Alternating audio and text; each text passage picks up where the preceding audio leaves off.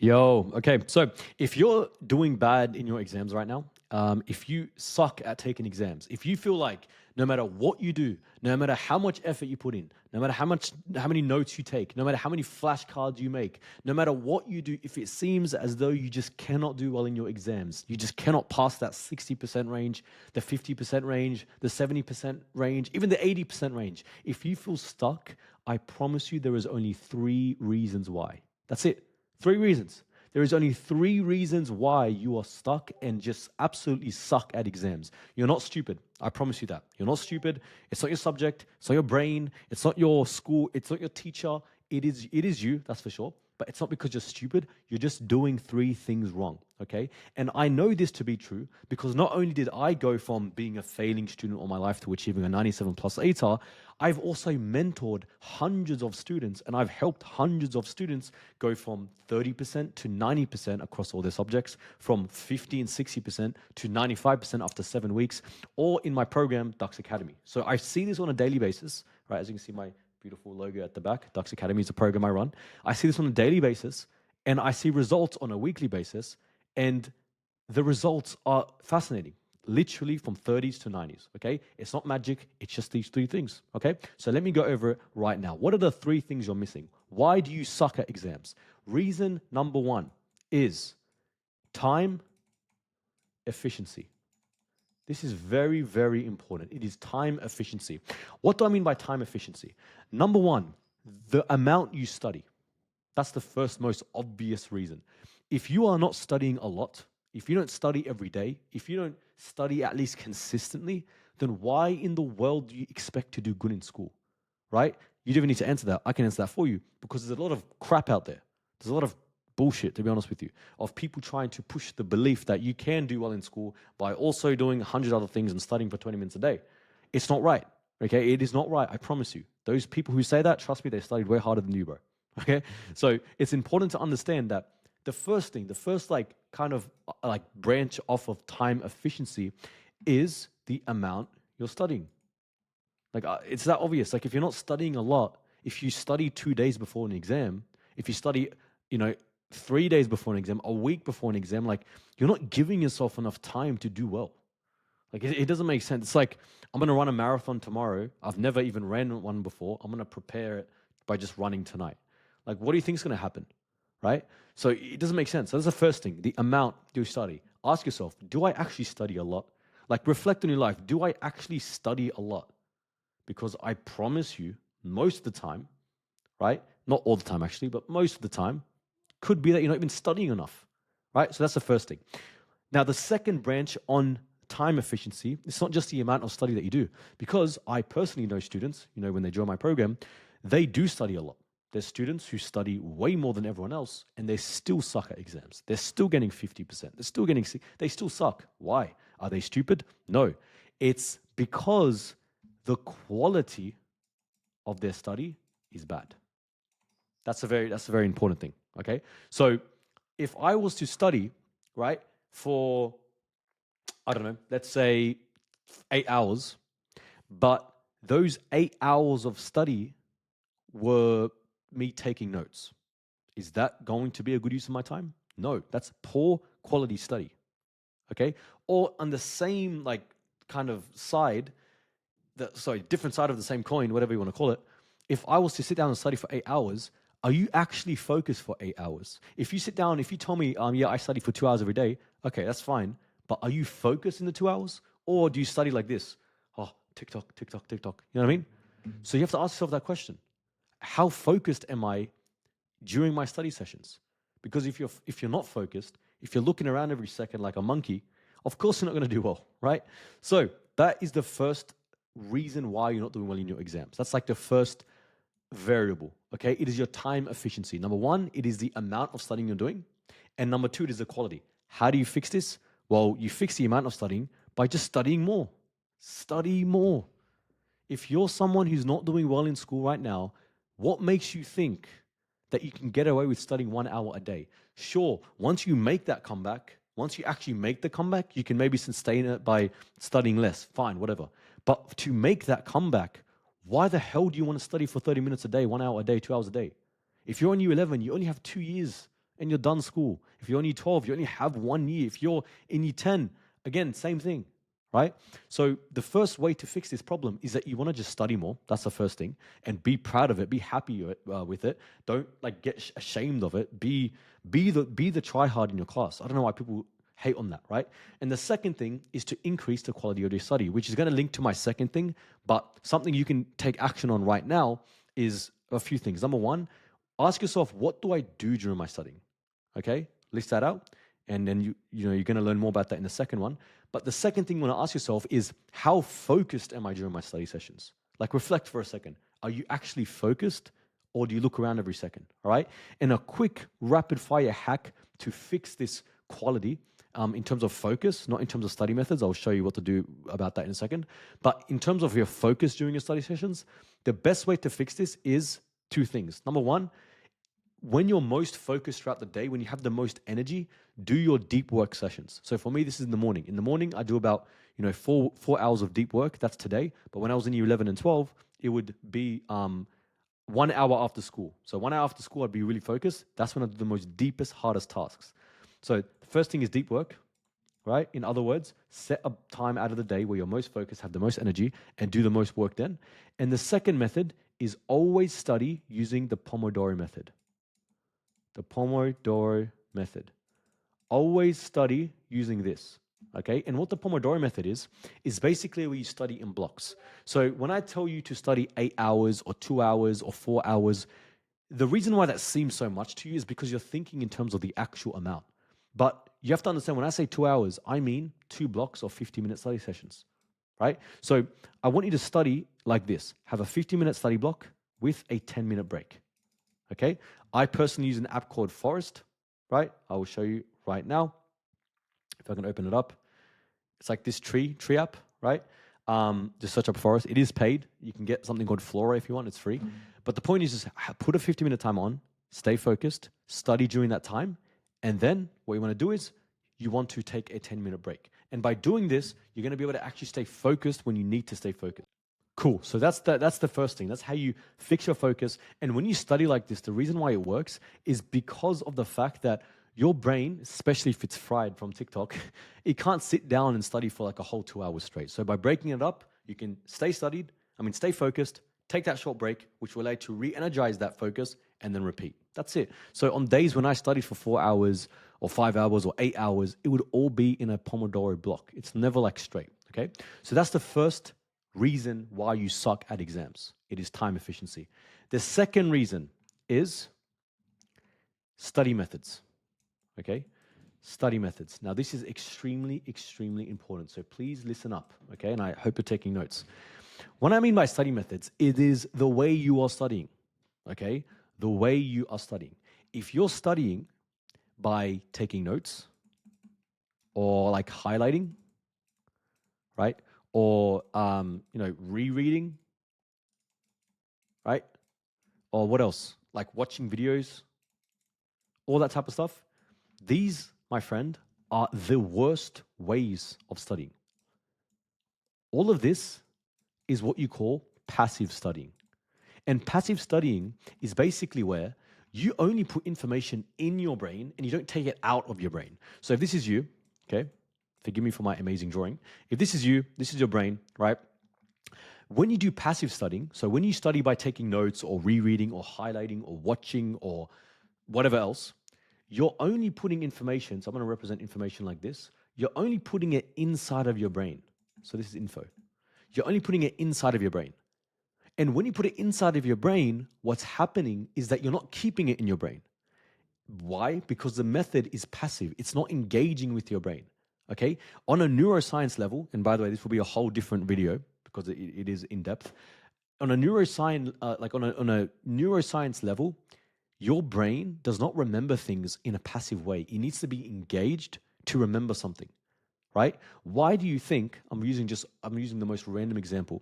Why do you think like you have those moments in your life as a child, maybe like 10 years ago, 15 years ago, whatever, like probably not 15 years ago, like 10 years ago, 12 years ago, whatever.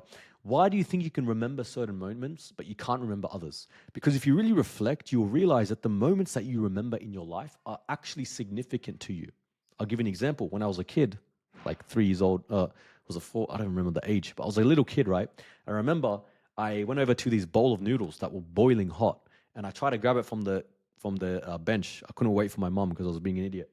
I went to grab it.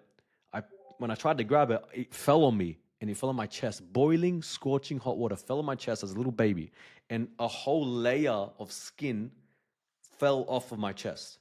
Now, there's no scars or anything there, thank God. I think I was young enough for it to regenerate. But the point is, I remember that till this day. I remember exactly what happened. I remember how far I walked. I literally can go up to my kitchen right now and show you exactly what steps I took and exactly what happened. Why? Because it was such a significant thing in my brain, and that's how I remembered it. Now, that was an extreme example because it's like literally past trauma. But the point is, the reason I was able to remember it was because the engagement in my brain and the significance of the moment and the association with that moment. Same thing with studying. You just looking at your notes doesn't do anything. I'll give you a quick quiz right now. If I list out 10 things and I tell you to read them and then just stop watching the video, I guarantee you're going to remember it for about 5 seconds and then forget it straight away. Why? Because there's something called a forgetting curve. In other words, what that is I'm just going to draw out a graph, right? If we map out, let's say this is your, let's say this is time on the x-axis, and then on the y-axis, it is your, recall. Okay, so in other words, how much you remember. Okay, you know what? Let me change that to memory. Let's say this is memory. Okay, so on the x-axis we have time, and on the y-axis we have memory. When you first learn information, in other words, when you're sitting down studying by taking notes or rereading your textbook, in that very moment, at that very moment, you do have 100% memory of that information, right? Like if I look at my phone right now, read something, okay, yep, there and then I will know that information. Or when I take out a book and I take notes on it, there and then as I've taken the notes, I do remember that information. So it's at 100%, right? But, right, let me just map it out here. Let me just change this color real quick just to represent it. So at that very moment, it is at 100%. Okay, so let's just do that. But what happens, right? So I've taken the notes, right? Okay, whatever, taking the notes, and I stop taking the notes, and now I finish my study session. I go outside with some friends, or go upstairs, get some food. I've finished my study session for the day. What do you think happens? Because I've studied passively, what's happening is that immediately, let me just make this a little bit more accurate, right? It starts here. Immediately, literally, like I'm not even joking, like as soon as I leave, even though I think I know the information, my memory's declining already. Already it's declining. And then the next day, so day one, what happens? It goes to here. And then on day 5, what happens? It goes to here. And then on day 10, what happens? It goes to here. And then by the time, let's say on day 15, when your exam is here, what happens? It's all the way down here. It's all the way down there. So although at the time when you studied, you did have 100% memory of the information, by the time you get to your exam, you have forgotten that. I'd say 90% of that information is gone. And that is why you walk into exams thinking you're going to do well because you've studied so hard, but you still suck. Again, not because you're stupid. It's because you did the wrong thing. Okay? So how do we fix this, right? And just one last thing to kind of represent it. Studying passively, right? Sorry, I just touched that. Studying passively is like having a bookshelf that's slanted like this, right? So if I have a bookshelf that's slanted and I'm like, yep, just finished reading a book, let's put my book on the shelf here. What's going to happen to the book? It's going to fall because it's a slanted bookshelf that doesn't have a guard. That's how it is to study passively. So in other words, when you study passively, everything you have studied, you will forget very quickly, okay? How do we fix this? The way you fix it is by, you guessed it, studying actively. That's how you fix this, right? You transition from passive to active studying. And active studying on like the first principle basis, right? First principles using logic. Active studying is where, like put simply, it's where you engage with your brain. And it's when you take information out of your brain. It's not when you put it in your brain. Okay? So this way of studying would involve self-testing, right? Self-testing. So testing yourself. Doing past papers. Okay? You know, what's another method? Teaching.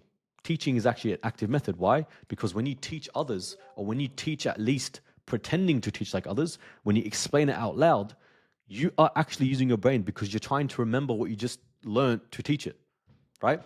And self-testing, by the way, would involve flashcards, for example.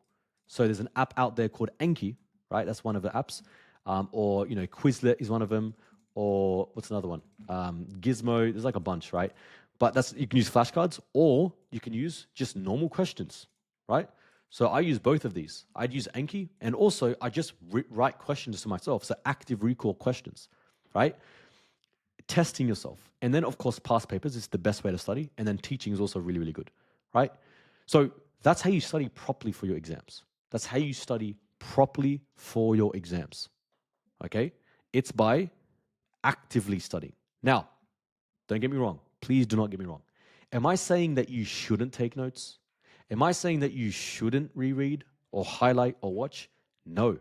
I'm saying that's not the only thing you should be doing. There's a big difference here.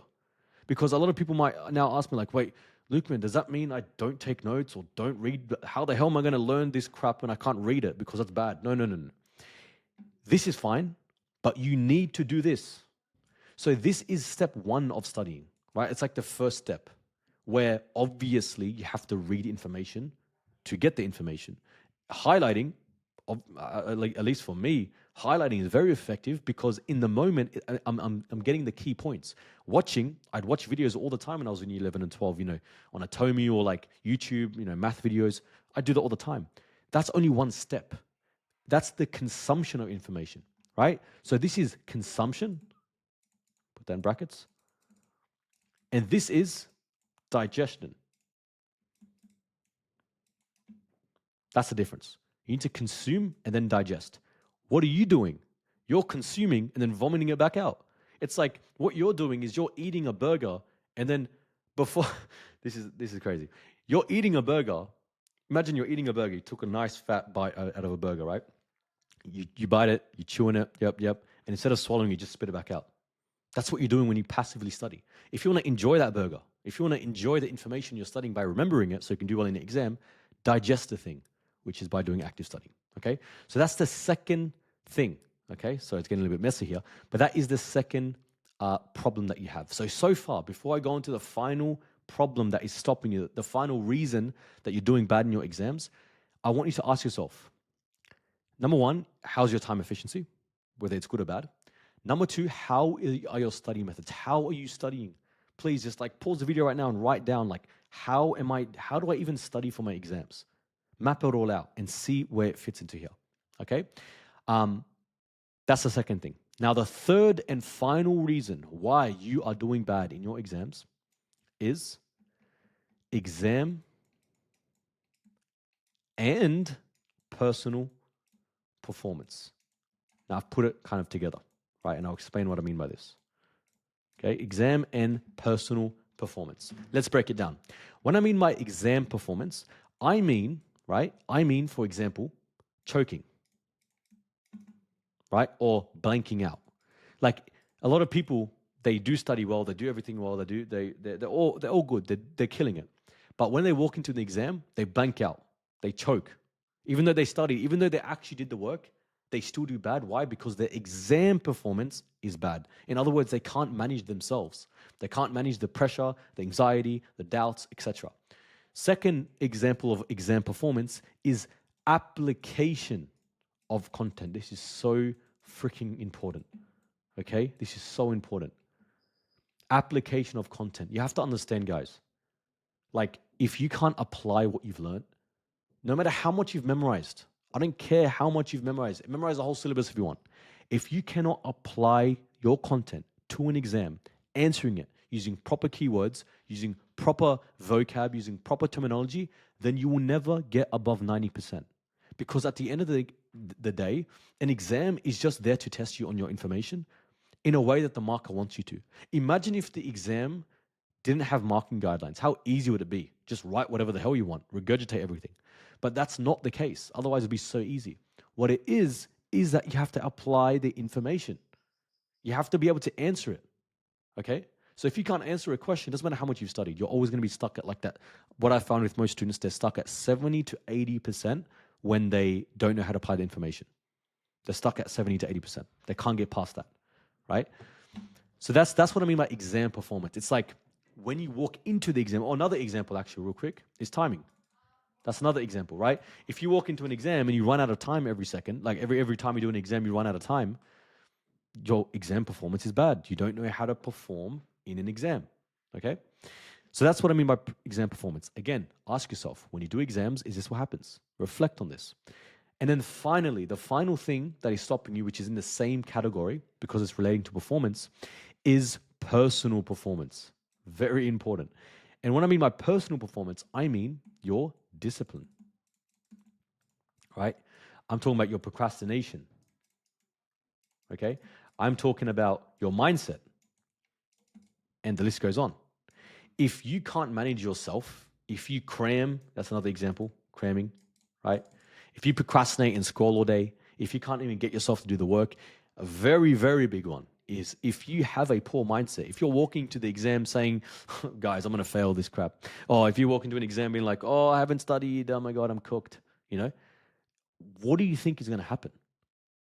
Mindset, it dictates all your actions.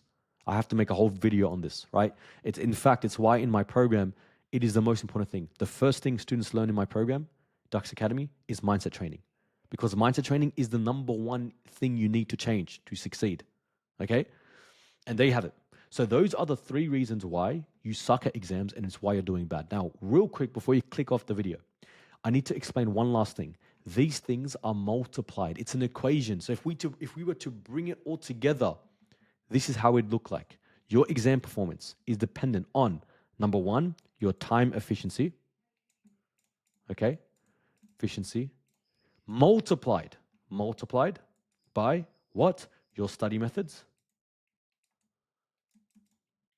multiplied by what? Your exam/personal performance. Okay? That is the equation. That is why you're doing well. Now, the reason why I wanted you to stay real quick is because, do you see this multiplication sign? For those of you who are not familiar with math, when you multiply something, everything is affected. So, what I mean by that is this. If we have a poor time efficiency, so let's say our time efficiency is, no, you know what? Sorry, I take that back. If we have a good time efficiency, but we have a bad study method and bad exam performance and personal performance, you're still going to do bad in the exam. If you have good time efficiency and then good study methods, are you still going to get good results? No, because your exam and personal performance is bad, right? If you have bad time efficiency, but you study using proper methods and have a good personal performance, you're still going to do bad. Why? Because if you study with zero focus and don't even study until the night before an exam, I don't care what methods you're using, you're not going to get the marks that you actually deserve and want to get. Sure, you might pass with average or 70 or 80 or even 85, sure, but you're not going to get the results you actually want to get, right? So what you need is you need to get time efficiency done, study methods done, and exam/personal performance done, and you will get any results you want. Okay? I promise you. Okay, I promise you. And I know this to be true because in my program, Dux Academy, I mentor people by teaching them how to fix these things. And there's not a single person who I know of who's done this and hasn't significantly improved their results. So don't justify in your mind, oh no, but Lukeman, it's a special blah, blah, blah, blah. No, it's not. It's one of these 3 things. I want you to reflect and ask yourself, which one is it? And then I promise you, you will see what's stopping you, okay? And if you want my help with this, check the first link in the description and we'll see if we're a good fit together. I'll see you in the next one.